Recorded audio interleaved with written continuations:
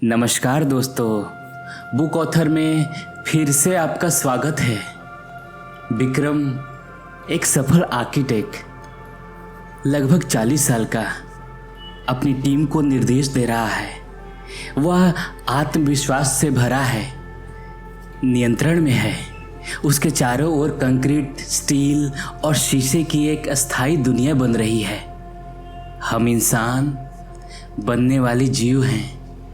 हम रिश्ते बनाते हैं, करियर बनाते हैं, घर बनाते हैं, साम्राज्य बनाते हैं।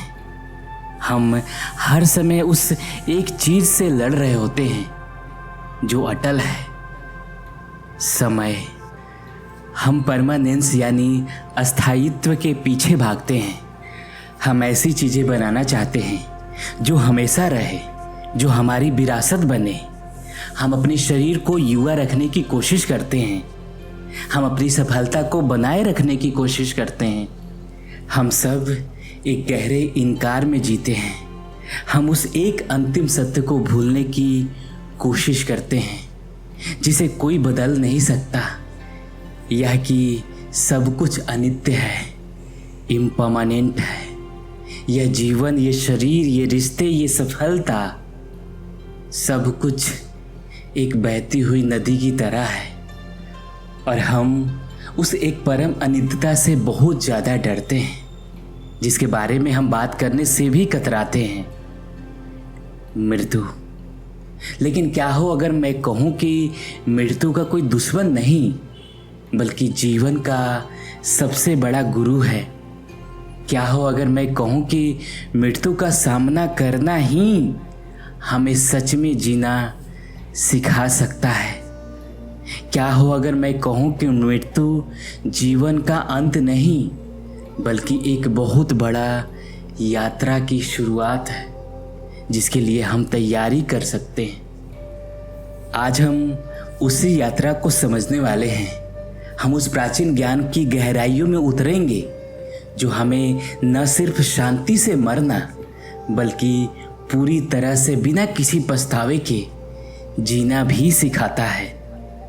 इस यात्रा में हमारे मार्गदर्शक होंगे महान तिब्बती बौद्ध गुरु सोग्याल रिम्पोछे और उनकी विश्व प्रसिद्ध जीवन परिवर्तनकारी कृति the Tibetan book of living and dying.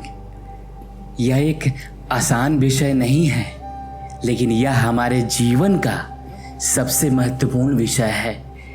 यह वीडियो आपको डराएगी नहीं, बल्कि आपको आशा, स्पष्टता और एक गहरी शांति देगी। हम इसे विक्रम की कहानी के माध्यम से समझेंगे। एक ऐसा व्यक्ति जिसे अपनी जिंदगी के सबसे बड़े संकट ने जीवन का सबसे बड़ा सबक सिखाया। विक्रम अपने ऑफिस में है, अपने अगली बड़ी इमारत का डिजाइन बना रहा है। उसका फोन बजता है। दूसरी तरफ उसकी माँ की घबराई हुई आवाज़ है। विक्रम का चेहरा पीला पड़ जाता है। वह सब कुछ छोड़कर भागता है। यह है विक्रम, एक ऐसा व्यक्ति जिसकी दुनिया कंक्रीट और स्टील की तरह ठोस और प्रेडिक्टेबल थी। वह अपनी योजनाओं, अपनी डेडलाइंस और अपनी सफलता की दुनिया में रहता था, लेकिन उसे एक फ़ोन कॉल ने उसकी ठोस दुनिया को शीशे की तरह तोड़ दिया।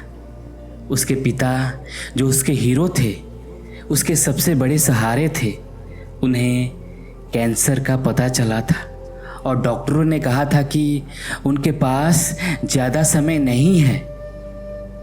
अस्पताल का एक शांत कमरा, विक्रम अपने पिता के पास बैठा है, जो अब बहुत कमज़ोर और डरे हुए लग रहे हैं।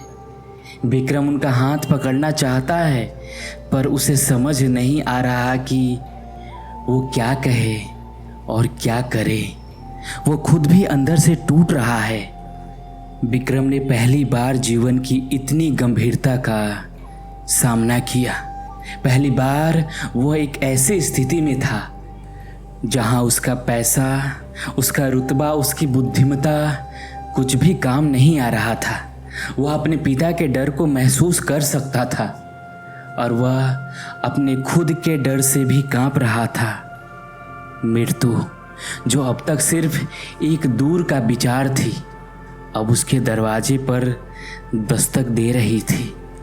वह असहाय, क्रोधित और पूरी तरह से खोया हुआ महसूस कर रहा था। एक दिन अस्पताल में एक शांत और दयालु नर्स ने उसकी हालत देखी। उसने विक्रम को एक किताब दी।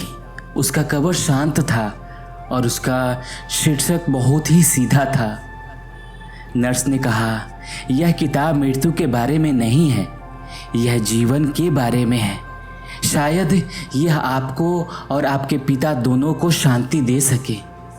वह किताब थी the Tibetan book of living and dying. उस रात विक्रम ने संदेह के साथ, लेकिन एक छोटी सी उम्मीद के साथ किताब पढ़नी शुरू की। सोंग्याल रिपोंछे किताब की शुरुआत में ही एक गहरा वादा करते हैं। वो कहते हैं कि हम मृत्यु से इसलिए डरते हैं क्योंकि हम उसे जानते नहीं। हम एक ऐसी संस्कृति में रहते हैं जो मृत्यु को छुपाती है, उसे एक विफलता मानती है। लेकिन तिब्बती बौद्ध धर्म में मृत्यु को जीवन का सबसे महत्वपूर्ण क्षण माना जाता है। यह एक ऐसी यात्रा है जिसकी तैयारी हम अपनी पूरी जिंदगी कर सकते हैं। और इस तैयारी का सबसे बड़ा फायदा यह है कि यह हमें सिर्फ एक अच्छे मृत्यु नहीं देती, बल्कि यह हमें एक अच्छा, सार्थक और आनंदमय जीवन भी देती है। विक्रम अपने घर पर, रात का समय है, उसका दिमाग विचारों के तूफान से भरा हुआ है।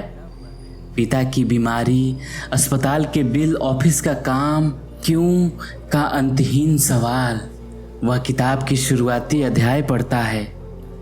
विक्रम को लगा था कि यह किताब सीधे मृत्यु की प्रक्रियाओं के बारे में बात करेगी, लेकिन वह हैरान रह गया। किताब की शुरुआत मृत्यु से नहीं, बल्कि मन से होती है। सोंग्याल रिपोंछे समझाते हैं कि जीवन और मृत्यु दोनों को समझने के लिए हमें पहले अपने मन के स्वभाव को समझना होगा। आकाश और बादल मन का रूपक। रिपोंछे हमें मन को समझने के लिए एक बहुत ही सुंदर रूपक देते हैं। हमारे मन का असली स्वभाव वो लिखते हैं एक खुले, अनंत और हमेशा शांत रहने वाली आकाश की तरह है। यह आपका बुद्ध स्वभाव है, शुद्ध, अपरिवर्तनीय और हमेशा मौजूद। और हमारे विचार, हमारी भावनाएं, हमारा गुस्सा, हमारा डर, हमारी खुशी, यह सब बस बादल हैं जो इस आकाश में आते हैं और चले जाते हैं। इसमें गहरा आंतरिक ज्ञान है। हमारी सबसे बड़ी गलती और हमारे सारे दुख का कारण यह है कि हम खुद को उन गुजरते हुए बादलों के साथ जोड़ लेते हैं। जब गुस्से का बादल आता है तो हम कहते हैं मैं गुस्सा हूँ। जब दुख का बादल आता है तो हम कहते हैं मैं दुखी हूँ। हम यह भूल जाते हैं कि हम बादल नहीं हैं, हम वो आकाश हैं जो उन बादलों को देख रहा है। बादल आते हैं और चले जाते हैं, लेकिन आकाश हमेशा वही रहता है, अछूता और शांत। तो हम इस आकाश को कैसे पहचानें? इसका तरीका है ध्यान, यानी मेडिटेशन। विक्रम पहली बार ध्यान करने की कोशिश कर रहा है। वह अपनी आंखें बंद करता है, लेकिन उसका मन और भी ज़्यादा शोर करने लगती है। वह बेचैन हो जाता है। विक्रम ने किताब में दी गई सरल ध्यान की विधि का पालन करने की कोशिश की। शांति से बैठें, अपनी पीठ सीधे रखें, अपनी आंखें कोमलता से बंद करें और अपना पूरा ध्यान अपनी आती जाती सांसों पर ले आएं। जब सांस अंदर आए तो जाने कि वो अंदर आ रही है। जब सांस बाहर जाए तो जाने कि वह बाहर जा रही है। जब विचार आए तो उनसे लड़े मत, उन्हें दबाए मत।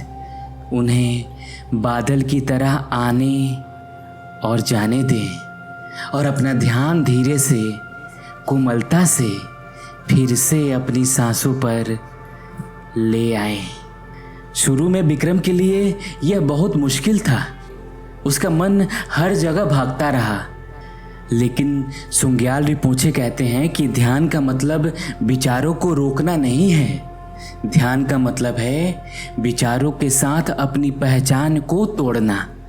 धीरे धीरे अभ्यास के साथ विक्रम को उन विचारों के बीच में छोटे छोटे अंतराल, छोटी छोटी खामोशी के क्षण महसूस होने लगे और उन क्षणों में उसे पहली बार अपनी उस आंतरिक आकाश की, उस गहरी शांति की एक झलक मिली जो हमेशा से वहाँ थी। इस अभ्यास ने उसे अपने पिता की बीमारी से उत्पन्न हुए तनाव और चिंता के तूफान में एक लंगर, एक सहारा दिया। विक्रम अस्पताल में अपने पिता के पास बैठा है। उसके पिता दर्द में हैं और डरे हुए हैं। विक्रम का दिल उनके दर्द को देखकर टूट जाता है, पर अब उसके अंदर असहायता की जगह एक नई भावना जाग रही है, करुणा। जैसे जैसे विक्रम ने ध्यान के माध्यम से अपने मन को समझना शुरू किया, उसके अंदर एक और गहरा गुण जागृत होने लगा, करुणा, कंपैशन। सुंग्याल रिपोंचे कहते हैं कि सच्ची आध्यात्मिकता सिर्फ अपनी शांति खोजने के बारे में नहीं है, यह दूसरों के दुख को समझने और उसे कम करने की एक गहरी इच्छा के बारे में है। लेकिन करुणा सिर्फ एक भावना नहीं है, यह एक अभ्यास है। तिब्बती बौद्ध धर्म में इसका एक बहुत ही शक्तिशाली अभ्यास है जिसे टोंगलेन यानी देना और लेना कहते हैं। टोंगलेन का अभ्यास यह एक क्रांतिकारी ध्यान की विधि है जो हमारी सामान्य प्रवृत्ति के बिल्कुल विपरीत है। लेना यानी टेकिंग। जब आप सांस अंदर लेते हैं तो आप कल्पना करते हैं कि आप दूसरे व्यक्ति या सभी प्राणियों के दुख, दर्द और भय को एक काले भारी धुएं के रूप में अपने अंदर ले रहे हैं। देना यानी गिविंग। जब आप सांस बाहर छोड़ते हैं तो आप कल्पना करते हैं कि आप अपनी सारी खुशी, शांति और स्वास्थ्य को एक चमत्कार सफ़ेद रोशनी के रूप में उस व्यक्ति को दे रहे हैं। यह सुनने में अजीब और डरावना लग सकता है। हम दूसरों का दुख क्यों लें? इसमें गहरा आंतरिक ज्ञान है।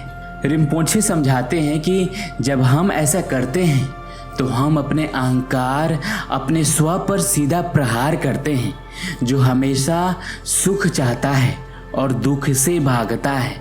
यह हमारे दिल को खोलता है और हमें सभी प्राणियों के साथ एक गहरे जुड़ाव का एहसास कराता है। और चमत्कार यह है कि जब आप दूसरों के दुख को स्वीकार करते हैं तो आपका अपना दुख कम होने लगता है। विक्रम ने अपने पिता के बिस्तर के पास बैठकर चुपचाप टोंगलेन का अभ्यास करना शुरू किया। वो अपने पिता के डर और दर्द को अपनी हर सांस के साथ अंदर लेता और अपनी सारी शांति और प्रेम को अपनी हर सांस के साथ बाहर छोड़ता। इस अभ्यास ने विक्रम को बदल दिया। उसकी असहायता एक सक्रिय करुणा में बदल गई। वो अब सिर्फ एक डरा हुआ बेटा नहीं था, वह एक देने वाली उपस्थिति बन गया था। उसके और उसके पिता के बीच एक गहरा, शब्दों से परे जुड़ाव पैदा हो गया। अस्पताल का कमरा अब ज़्यादा शांत है, हल्की रोशनी है। विक्रम शांति से कुछ मंत्र पढ़ रहा है। उसके पिता की सांसें धीमी हो रही है। जैसे जैसे उसके पिता का अंत समय करीब आया, विक्रम ने किताब के उन अभ्यासों को पढ़ना शुरू किया जो सीधे मृत्यु और मरने की प्रक्रिया के बारे में बात करते हैं, ताकि वो अपने पिता के इस अंतिम यात्रा में मदद कर सके। तिब्बती बौद्ध धर्म सिखाती है कि मृत्यु एक घटना नहीं बल्कि एक प्रक्रिया है जो कई बार्धों या मध्यवर्ती अवस्थाओं से होकर गुजरती है। इस जीवन के बार्धे, हमारा वर्तमान जीवन, मरने का दर्दनाक बार्धे, जब शरीर के तत्व पृथ्वी, जल, अग्नि, वायु, आकाश धीरे धीरे विलीन होते हैं, यह एक शारीरिक और मानसिक प्रक्रिया है। धर्मता का चमकदार बार्धे, अंतिम सांस के साथ का क्षण, इस क्षण में हमारे मन का परम स्वभाव एक असीम चमकदार रोशनी से ग्राउंड ल्यूमिनोसिटी या स्पष्ट प्रकाश कहते हैं प्रकट होता है। यह मुक्ति का सबसे बड़ा अवसर है। अगर चेतना इस प्रकाश को अपने असली स्वभाव के रूप में पहचान लेती है तो वह जन्म मृत्यु के चक्र से मुक्त हो जाती है। बनने का कार्मिक वार्दो। अगर हम उस प्रकाश को नहीं पहचान पाते तो हम इस वार्दों में प्रवेश करते हैं जहां हमारे पिछले कर्मों के अनुसार अलग अलग दृश्य और अनुभव पैदा होते हैं जो हमें एक नए जन्म की ओर ले जाते हैं। मरते हुए व्यक्ति की मदद हम कैसे करें? यह ज्ञान विक्रम के लिए एक नक्शे की तरह था। उसने सीखा कि मरते हुए व्यक्ति के लिए सबसे ज़रूरी चीज़ है एक शांत, प्रेमपूर्ण और आध्यात्मिक माहौल बनाना। उसने अपने पिता के कमरे में शांति बनाए रखी। उसने उनके कान में धीरे धीरे शांत करने वाली मंत्र पढ़े। सबसे महत्वपूर्ण, उसने उन्हें बार बार उनके शुद्ध बुद्ध स्वभाव की याद दिलाई ताकि वे शांति और आत्मविश्वास के साथ अपनी यात्रा पर जा सके। उसने सीखा कि मृत्यु के क्षण में प्रेम और जागरूकता के सबसे बड़ा उपहार है जो हम किसी को दे सकते हैं। कुछ समय बाद विक्रम के पिता को शांति से देहांत हो चुका है।